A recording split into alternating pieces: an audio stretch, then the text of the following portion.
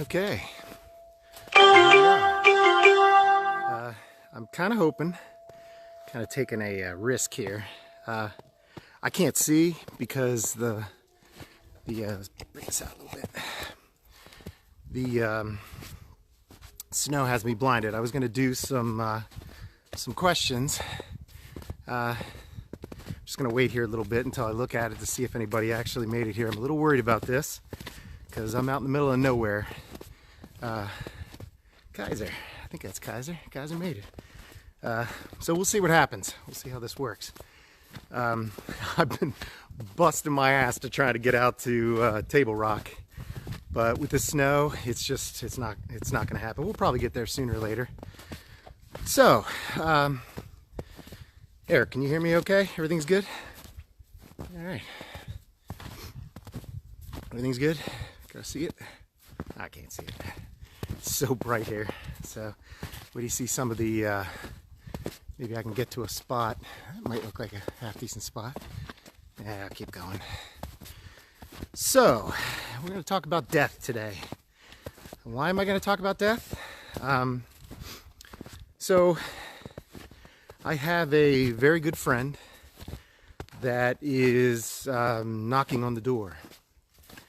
And I guess we should probably go back a little bit to give you an understanding of why I know what I know about death and how it doesn't affect me like it does most people.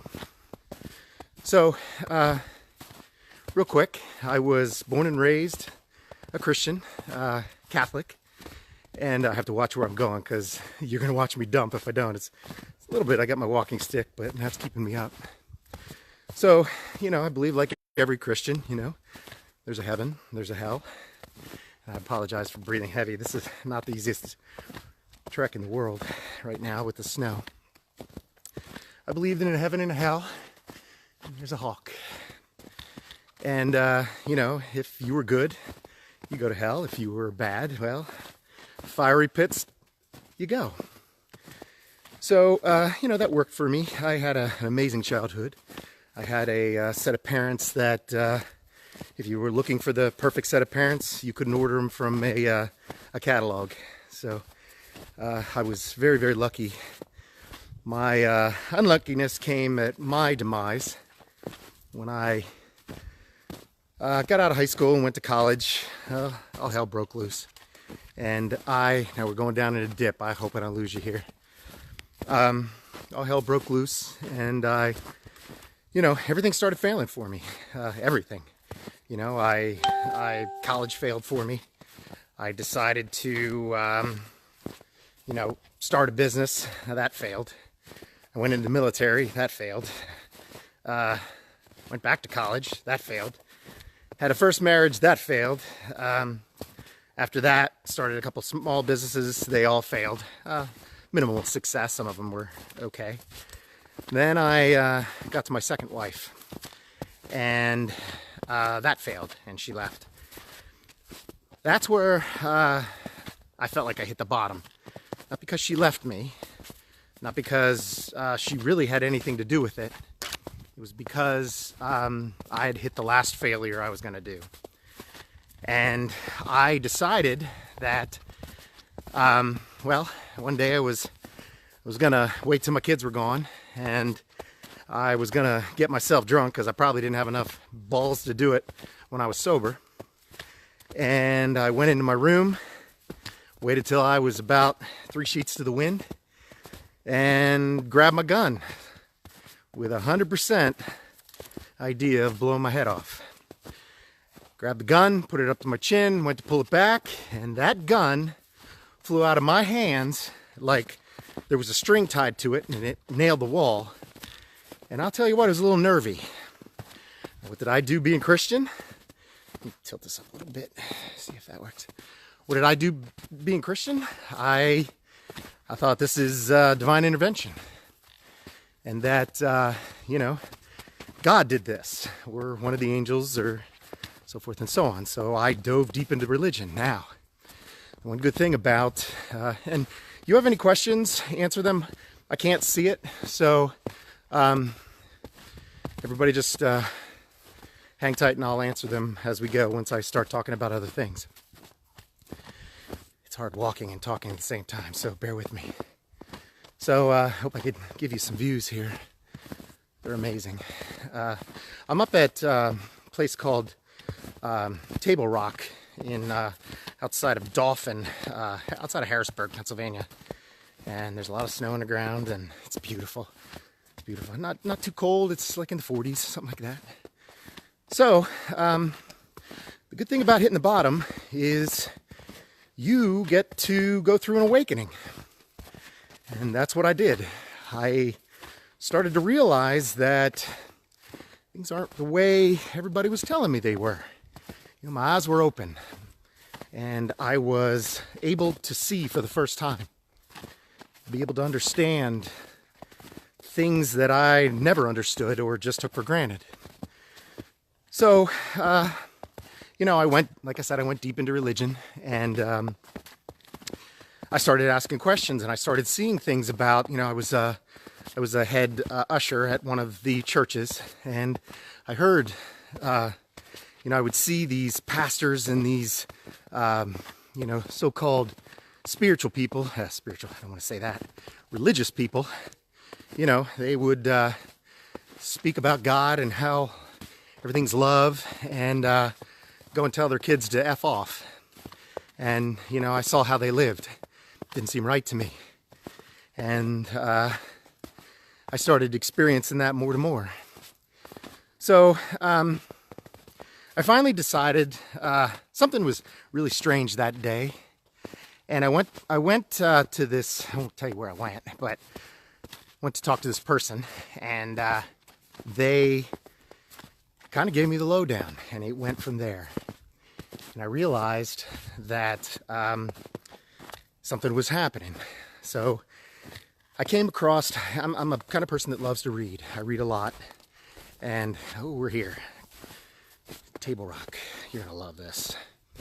I came across these books about spiritualism, and I started reading. One of them was called Lucid Dreaming. For those of you that don't know anything about lucid dreaming, it's basically you become aware that you are dreaming inside of a dream. Wait till you see this, guys. Now this is it's a little treacherous getting down here, so bear with me here. So while you're in a dream, you can pretty much do anything you want. Oh boy. All right, give me a second. So I tried and I tried and I tried, and I gotta shut up. You gotta see this. See that? Check that out. I don't know. You can't really see. This doesn't do it any justice, but it's amazing. So, God, whew, wouldn't want to fall down there. This is where I come early in the morning before the sun rises. Sun rises up over there, and I meditate. Boy, you talk about meditation. This is definitely a place to do it. So, months and months and months I tried to lucid dream, and just couldn't do it. So I read more, understood more, and just one night I kind of almost gave up, and I just kind of let it go. And is anybody there? Just can somebody say thank you? So I kind of let it go, and sure enough, that night it happened, and I became aware of all the things that I was doing. I was doing the test at night. Or during the day, I was asking questions. I was doing all the things that I needed to do. But I found out when I just let go, it happened. And I have to admit, I'm going to be honest with you. Being an Aries, guess what the first thing I did? Well, it was sex. I did sex. And pretty amazing, actually. But the good thing about it is you can talk to your higher self in a lucid dream. And you can get answers. And you're basically talking to your subconscious. I'll kind of move this way so you guys can see. You can talk to your subconscious. And your subconscious tells you exactly what you're doing. Talks to you about things in the past that you had forgotten a long time ago. And I see you guys are saying stuff, but it's so bright I can't see. You forget about things that had happened to you in the past, and your subconscious, your higher self, helps you to work through it within one night. And you just go through thing after thing after thing until you start to realize that you have no fear, you have no worries, you have nothing that holds you back, and you realize that you can live. There's a song, a country song for all you people that know country. It's called Live Like You Were Dying. Well, I decided to do that. And, you know, no fear. There's just no fear about anything because I'm not afraid to die. So anyhow, lucid dreaming. I teach it, luciddreamingacademy.net. I have a seminar up there that will show you exactly. Now it's very hefty. It's complex, but there is everything that you need to lucid dream is up there, and it's luciddreamingacademy.net if you're interested. I hope I can get one of these big hawks. There's lots of hawks flying around right now. So now let's talk about death. Death. I don't have the same ideas that most people have about death. In fact, I celebrate it. And why do I celebrate it? The person that I was talking about, which I won't say right now, you'll find out sooner or later. That's not a hawk, that's a buzzard, turkey buzzard. But I know that when you astral project, if you don't know what astral projection is, it's basically when you relax your body goes to sleep, and you leave your body. You can call it your soul, you can call it your astral body, your energy, your chi, whatever you want to call it. Doesn't matter to me. You know, years ago I would have thought this was it wasn't possible. There's no way that you could leave your body like that. You know, I had that religious idea of what life was. And same thing with lucid dreaming. It took me a while. Until I finally just got to the point, you know, I said, well, it worked with lucid dreaming. I'm just going to relax and let it happen. And sure enough, it did. And what did I do the first time? I just floated around the house. And it was quite the interesting experience. No, I didn't the first time. I got out, I saw my body, it scared the hell out of me, and I went right back in. I got sucked back in. The second time I flew around that. And from there, you know, we won't go into that. So my my knowing about death, how do I know about it? Because when you're in the astral world, it isn't quite the same as the real world. It's very close. The higher you go, the more separated it becomes into the causal plane and different kinds of planes. But in the astral world, things are different. Colors are different. Things are placed differently. And how you get to places, you just think. Everything is thought. And when you think, say, my grandmother has passed a long time ago, and when I want to talk to her, all I do is think, and kind of, for me, it feels like there's a rope tied to my chest, and it kind of pulls me, and I'm there within a millisecond. There she is, and we talk, and we do all kinds of things. You can pretty much do anything you think. Now, she doesn't look like she used to when she died. She's, best guess, 25, 30, and she is a spitball, man. She's a fireball. She had to be, I mean, going through the life that she went through. But you also can talk to your guides, different guides. They're not just your guides, they're guides. And they take you places, they show you different things. Every post that I do comes from a lesson that I learned that night. You can decide to go with your astral body, or you can let it go by itself. Everyone does it every night. Maybe not every night, but almost every night. And when it comes back, it'll give you the information if you understand that energy when it comes back. And I madly write down at 4 o'clock in the morning what I learned the night before. So I've seen people die, and it's kind of a funny thing. It's especially when Christians die, you know, you don't realize that you're actually dead, and they just kind of, you know, float around, and they're trying to pick up things. And every time I've seen somebody die, there was always somebody there for them, like a mother or a grandmother, or, even I've been there for people that really didn't have anybody. You just kind of go, and they show up, and you very simply, what I've seen to do, I grab their hand, tell them to trust me.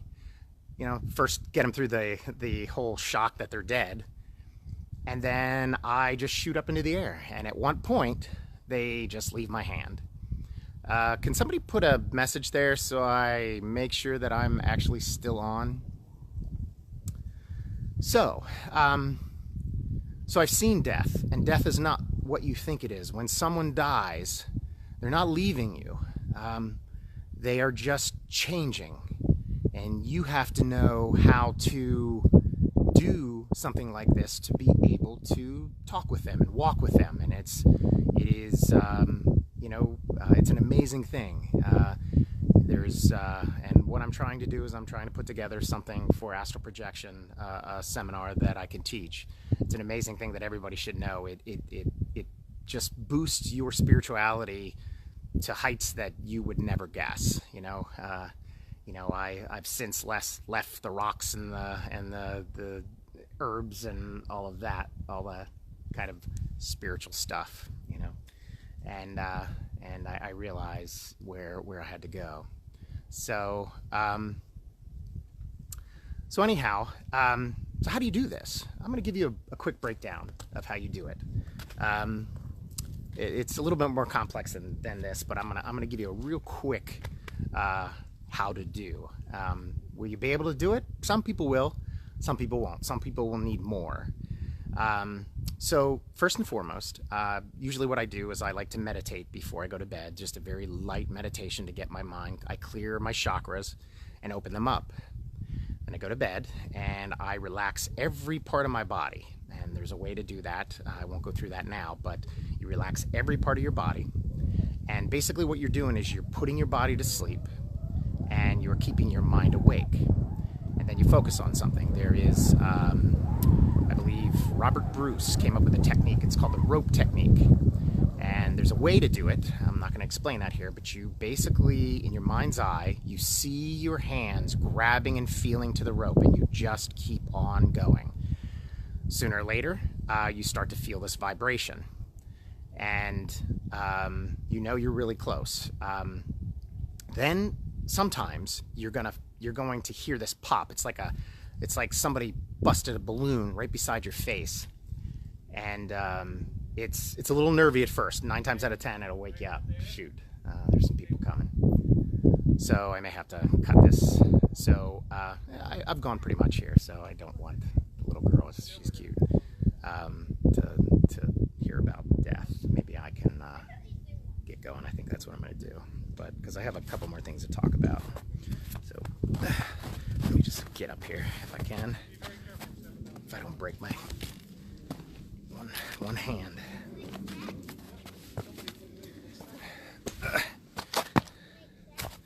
Give me a second.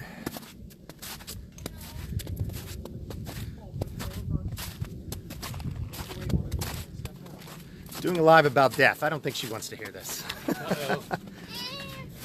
Right? Be careful. It's nice up there. We don't need to interrupt you. No, I'm good. Have a good day. Thanks, you too. So when the pop happens, you are actually separated. And all you have to do is roll out. Now, do not try to roll your body. You roll. How do you explain that? This is trial and error here. You roll your soul, and you just see yourself rolling. You don't try to move, but 9 times out of 10, you're not going to be able to move. You're kind of in a suspended animation, and I'll talk about that in my seminar. So, what do I suggest? I suggest just flying around the room, maybe staying in your house. Don't go too far because, You're just not used to this. And I'm going to throw a warning out there. And I'm going to say to you, I highly, highly suggest, if you've had a bad life, if you went through some nasty things with your parents, an ex, you know, any kind of stuff that has gotten you to the point where, you know, you're, how can I say this nicely? You're a little bit off. I will tell you, there are entities out there, and there are some nasty entities, and they follow your vibration, and they know when you're trying to get out, and they will be attached. And if you get out and you're not ready for it, they're going to scare the hell out of you. It is not, although my first time I got out, I saw a dark man in the corner. I don't know what it was, but I just basically nicely said, "Can you kindly leave? I'm not scared of you. Goodbye." And he did. To this day, I don't know what it was, but I made sure that I was in a high vibration. And I'll tell you something else. Before you go, you want to focus on a white light starting from your heart, coming down through your head. And the energy is, you can picture a sun with a ray coming into your head, down to your heart, down to your solar plexus, stomach, if you don't know what the solar plexus is, and create a energy bubble around you. This is a protection bubble. Nothing can get you. Nothing can get you. You take it through the astral world, and that'll be that. So this is why I know that death, when this person does die, I'm going to have fun with this person, because they're, you know, they're going to be in their 20s, and I can do whatever I want in the astral world, so I'm afraid to go down into that gully right there. Well, I walked through it. I think I can be okay. And I have no idea how many people are on. Does anybody have any questions? I think I can, if I see something pop up, I can get behind a tree and block the sun. It's pretty bright with this snow. What a beautiful walk. I love it up here. Kind of sad that they showed up. I try to walk pretty fast before they came. But anybody have any questions? I think what I'm going to do is my coaching site should be, quote, oh, I see something. Let's see if I can read this quick. Whew. Oh my God, it's so bright. If you are, it's so bright, I just can't see it. I'm sorry, I'll answer it. I can see it, Stephanie. It's so bright, I just can't see it. I should have brought my sunglasses. What I'm going to do is davidfetro.com. I am putting my life coaching site up. I also do card readings, amazing card readings. Those cards are seriously connected to me.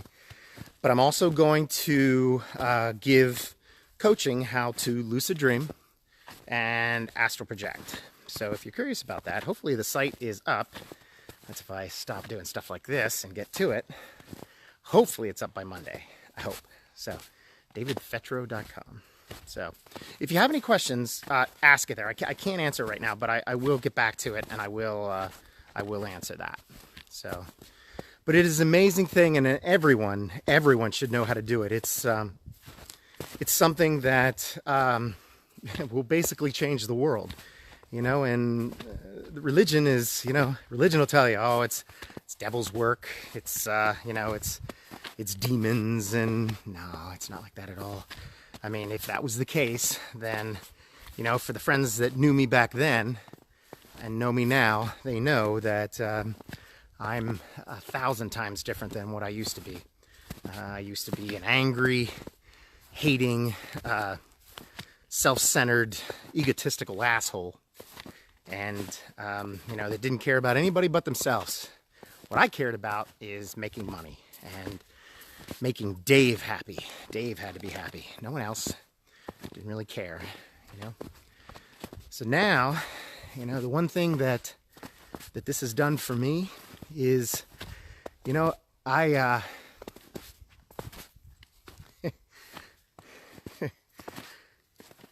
I'm sorry. I'm filled with love for people. I just want to help them. I just want to show them that things aren't what they think. You know, you don't have to suffer here. You know, there's things that I've done you have no idea. I think if I told them, everybody'd be like trying to put a straitjacket on me. But you know, you don't have to suffer. You can make everything exactly the way you want it. And why not do that? You know, I'm a curious person. I want to know everything. I've tried quite a few things, you know. I've done what's called ayahuasca. Taking a trip very soon in the next couple months.